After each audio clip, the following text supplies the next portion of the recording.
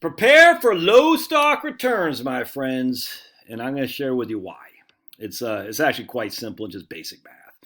I sent this out to my email list today, so if you're not on my email list and you want to be on it, then the doobly doop down there, you just subscribe. It's free, doesn't cost anything. You can always unsubscribe whenever you want. I actually like sending out emails. I ebb and flow on this. Sometimes I'll get last month or so I've been sending out a lot, probably one every other day. Sometimes I don't send out but once every month or so, just depending on what mood I'm in, frankly. But I enjoy writing blog posts to some degree. They're not easy to do. Videos are easy to do. That's why I just do videos. But I like blog posts too because there's a different mechanism of blog post than a video. So this is off a blog post, the one I just posted. And you go to Heritage Wealth Planning, you can see there's advertisements on there. So click the ads. That way I can make the big Google AdSense money. But we're just going to go through this in Dateline December 3rd, and I'll put a link in the show notes to my website. All right, so I want to cut right to the chase, and we're going to go into how stock returns are developed. And we're going to use John Bogle from Common Sense on Mutual Funds, which is back there. I took it off the shelf, and I put it back on the shelf. And my book is signed by Bogle. It's a 1998 edition, and this is the 2010, I think. I'm better than you because I have a signed one from Mr. Bogle and in 1998. You don't, so I'm better. Anyway, so Bogle says, we can use the historical data to answer a simple question. Why have stocks provided long-term real returns, net of inflation, of 7%? The answer, almost entirely because of rising earnings and dividends of U.S. corporations. The total long-term real return on stocks derived from dividend yields and earnings is virtually identical to the 7% real return actually provided by the stock market itself. All other factors have an almost inconsequential impact on the returns provided by these two fundamental sources alone. My emphasis.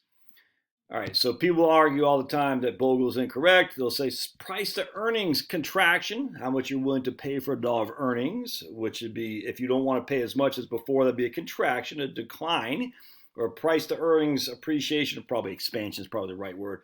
I'm willing to pay more for a dollar of earnings. People can say price to earnings will drive up prices. Price to earnings are fleeting. They come and they go. The facts are that any extended period of PE ratios are negligible in the returns of equities. All right, so we'll assume Bogle's right, which I think is, given his track record, is a safe assumption. And we're going to look at the current dividend yield of the S&P 500. Right now it's 1.63. This is 2008 right here. Right now it's 1.63. Yeah. Here's historically going back to 1871. Here's 5%. Here's 3%. And here's the market decline, the death of equities that Business Week had written about in 1978. It wasn't 1982. Then you can see what caused this right here, dividend yield to go up. What caused this dividend yield to go up? What caused this dividend yield to go up? We'll talk about that just a second. But anyway, here dividend yields are right here, under 2%. They've been under 2% for basically, really since the last 15, 20 years. Really since the mid-90s. Crazy. Remember, the dividend yield is simply the actual dividends that a company pays divided by its current price. That's it. So for yields to get back to normal, we'll just say 5% is normal, two things have to happen. They either got to increase their dividends pay or the stock price has got to go down. One of those two things, or a combination thereof. All right, so just for simple, I don't want to get too long, but just for simplicity. If you have a $100 stock and has a $5 dividend that it pays, the dividend yield is 5%. If you have a $50 stock and the dividend is still 5%, the dividend yield is 10%, if that makes sense. So $100 stock, $5 dividend, it's a 5% yield. $50 stock, the stock fell by 50%. $50 stock still continues as $5 dividend, the dividend yield is 10%. That's the only way for dividend yields to go up is the stock price decrease, or $100 stock, it was a $5 dividend payout, now it's a $10 dividend payout. That's it.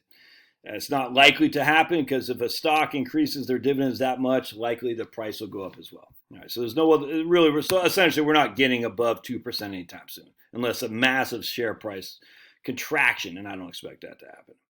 And I don't expect increasing dividends coming up that much. I mean, a little bit, but not much. And the reason for that is, one of the reasons is double taxation of dividends. And I post a link right in there. All right, the second part of stock returns, and it was driven the market for the last 15 years, as you can see, because it's certainly not dividend yields, is earnings growth. And here's the S&P 500 right here, VOO. Earnings growth of 19.6 for the last 5 years. And lo and behold, compounded annual growth rate, 18.4. All right, so I mean, literally spot on with earnings growth is compounded annual growth rate. I mean, so there you go. It's just these things, one foot in front of the other, man. No other way around that. So earnings growth plus dividend yields gives you stock returns. It's just that simple. On any given 1 year, it won't be. Any given 5 is going to get close. Any given 10 is going to get closer. For a portfolio of retirement, it's just earnings growth plus dividend yields. You can contribute the growth to anything you want. The cheap money, a lot of people say. Well, that's fine. I don't care. What matters, though, is that once again, Bogle is right. Your stock returns consist primarily of earnings growth and dividend yields, which brings me to the crux of the matter. If dividend yields, say, provide 2%, the rest of the growth of your stock's returns has to come from someplace, and it's going to be from earnings growth. And this is where the problem is. This is from the Conservative Treehouse. According to the Friedman view of traditional economics, only monetary policy drives inflation. However, Friedman never lived in nor fathomed an era where the collective Western governments would intentionally shrink the economy in order to save the planet via climate change. Shrink the economy.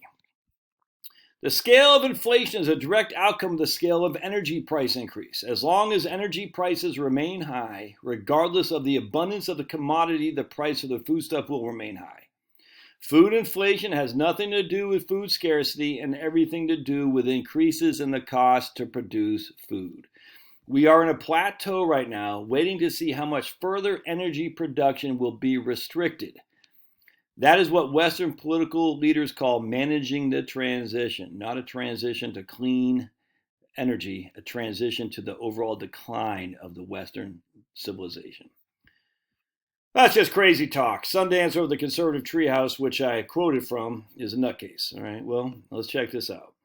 Here's an EU climate chief. EU climate chief. Not using energy is the cheapest energy. That's it. Google climate change, and let me know what you come up with. Well, I'll tell you what you come up with, because Melissa Fleming, the UN Undersecretary General for Global Communications, not a scientist, mind you, said in the World Economic Forum conference that we own the science, we being the UN and the science being climate change. And what does she do with that ownership? Well, we partnered with Google. For example, if you Google climate change, you will, at the top of your search, get all kinds of UN resources because Google is a fair search engine. It's crazy. 80% of electricity generation comes from fossil fuels and nuclear. 80%. That's just electricity. Not the entirety of the energy you and I consume, by the way. Transportation, how much of that is powered by electricity? Very, very little. It's powered by fossil fuels. And yet, even with our huge reliance on fossil fuels to power our economy, if we want to electrify more of our economy, we'd inherently have to include nuclear. Yet there has been only one nuclear plant built in the last 3 decades. Ironically, idiotically, the blue states and President Sniffy are passing laws to make net zero in the next 2 decades, which means you're not going to be in a net zero in the economy we're accustomed to. It's a literal impossibility. It's just basic math. If you're going to grow an economy, we need reliable and a growing source of energy production. Yet we're going the opposite direction. Just look at California. Ban dirty fuels, ban hydro, ban nuclear. You can't power an economy like that. Remember the cheapest, right here. So look what's happening in Europe right now. Growth? What? They're just trying to sustain themselves. Growth is not on the agenda. And remember, the cheapest energy is the energy that isn't used. The EU climate chief said that. But here's from the UN Secretary General himself. He said fossil fuels are dead. Here's a German prime minister. Energy savings tips. The prime minister, Winifred Kirchmann, is known for giving tips and tricks on how to save energy from time to time. The politician's frugality should also affect his own behavior. He recently stated that the energy crisis was also an issue at home and that he said to save energy, just heat one room in your house. And supposedly he does that. I guarantee he doesn't. He doesn't just heat one room in his house. And he's still taking fossil fuel vehicles and flying around the world. It's crazy. And he wants us to go back to the old days because he himself has spent a childhood as a refugee and explained that he was familiar with reunification. I don't know what that is. Reunification. Normal would have been carrying a clammy bed, he said, sleeping on straw mattresses and icicles on the window. Well, be my guest if you want to go back to normal, but I want to avoid it because I'm from Maine. I know what it's like to be cold and I hate it. I don't want anything to do with it. But will it matter what we want? No. This guy says, an energy analyst Max Garlidardi says, no normal person can afford $30,000 for solar panels. They can't afford bread, milk, and meat at the grocery store right now. The energy transition messaging is so out of touch at this point. The economic pressure on people in developing countries is even more serious. Emerging and developing countries are most vulnerable to soaring energy prices, says the IEA Faith Burrell. Those who will be hit hardest, including oil importing nations in Africa, Asia, and Latin America because of higher import prices. We're in the middle of the first truly global energy crisis. Our world has never, ever witnessed an energy crisis with this depth and complexity. It's not complex. It's a transition. A man's declined. Our leaders are hell-bent on sending most people back to the pre-industrial ages of consumption, but not them, of course. The best thing about wind farms, as far as the city spivs are concerned, is that they transfer money from the poor to the rich. The costs are borne by electricity bill payers.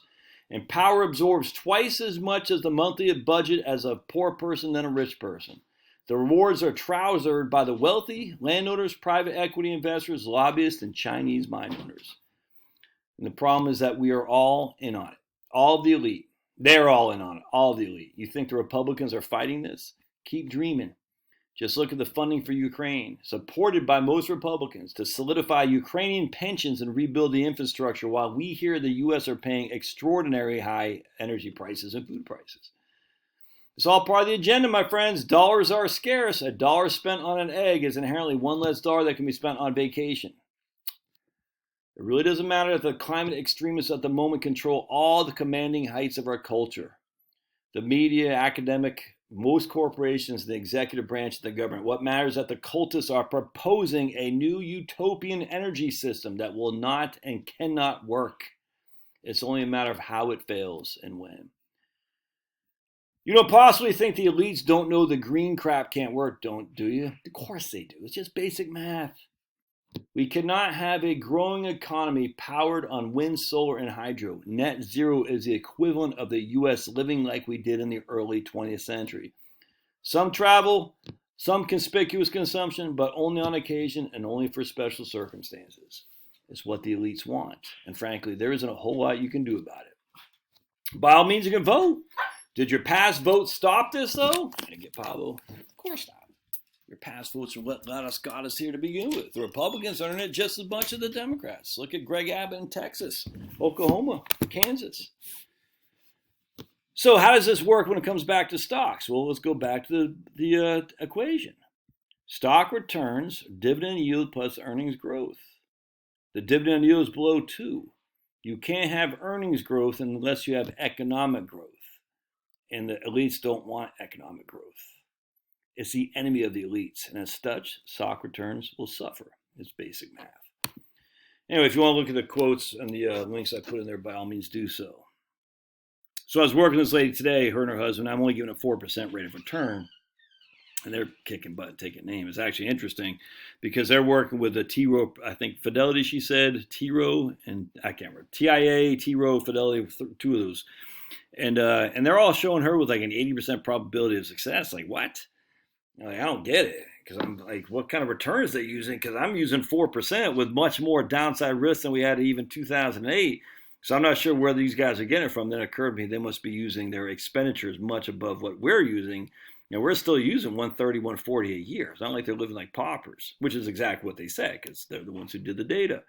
Anyway, so I'm like, I don't know what they're using for returns. I don't know. It's all about spending, though. Yeah. And what happens in a low economy, low consumption economy, is your spending goes down.